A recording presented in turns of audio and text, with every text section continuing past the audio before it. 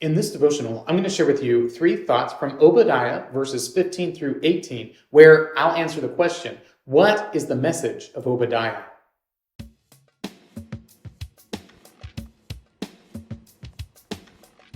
Obadiah verses 15 through 18 says, "For the day of the Lord is near upon all the nations. As you have done, it shall be done to you. Your deeds shall return on your own head. For as you have drunk on my holy mountain, so all the nations shall drink continually. They shall drink and swallow and shall be as though they had never been. But in Mount Zion there shall be those who escape, and it shall be holy. And the house of Jacob shall possess their own possessions. The house of Jacob shall be a fire, and the house of Joseph a flame, and the house of Esau stubble.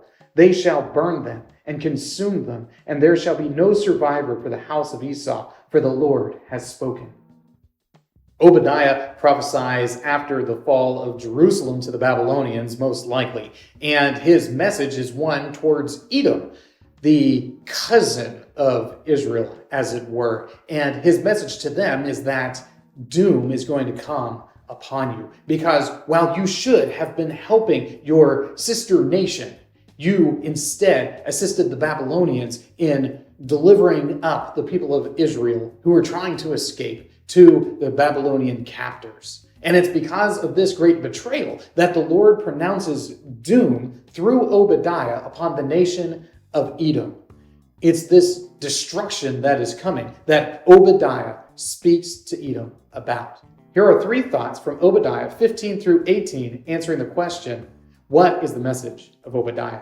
Thought number 1, coming judgment. There's this promise here in the verses that I read of the coming judgment, and this coming judgment is a judgment that God is going to enact on all the nations. And the coming judgment is going to be a massive destruction that takes place on all of these different nations that existed around Israel at the time of their destruction.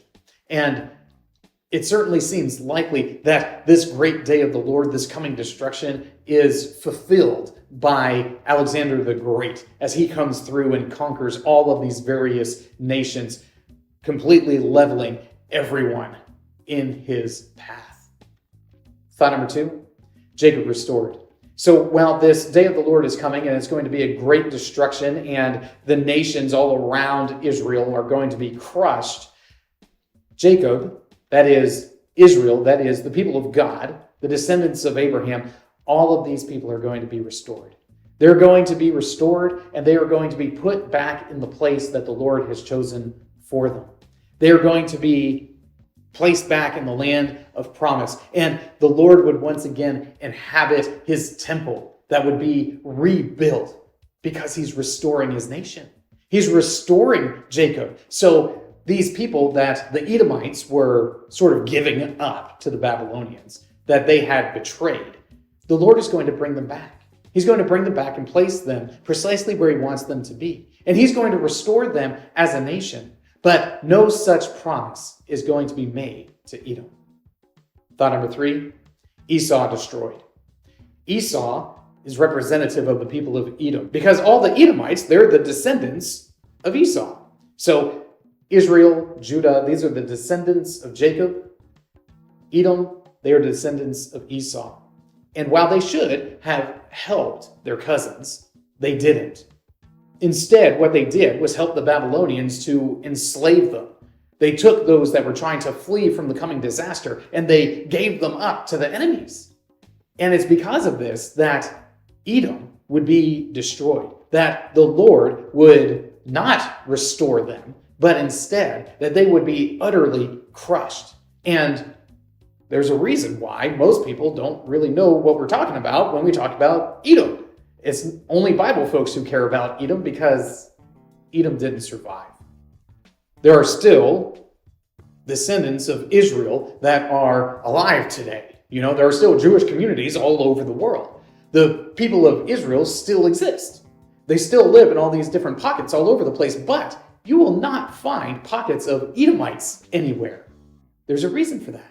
It's because the Lord has utterly destroyed them. The Lord has brought about such a significant destruction upon them that they just aren't around. There's none of them left.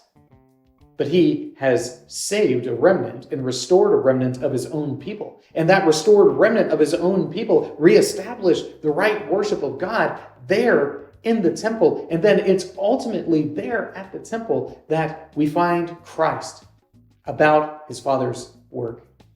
So Obadiah is primarily expressing doom against this nation that had betrayed their neighbors. But it ultimately shows us a picture of how God restores his covenant people so that he can bring about his ultimate purposes for redemption in the world. These three thoughts come from the assigned reading of the book of Obadiah. If you'd like to read through the Bible with me, you can do so by subscribing to this channel, by clicking on the link in the description, or by joining the Facebook group Through the Bible, where we are reading the text of Scripture together.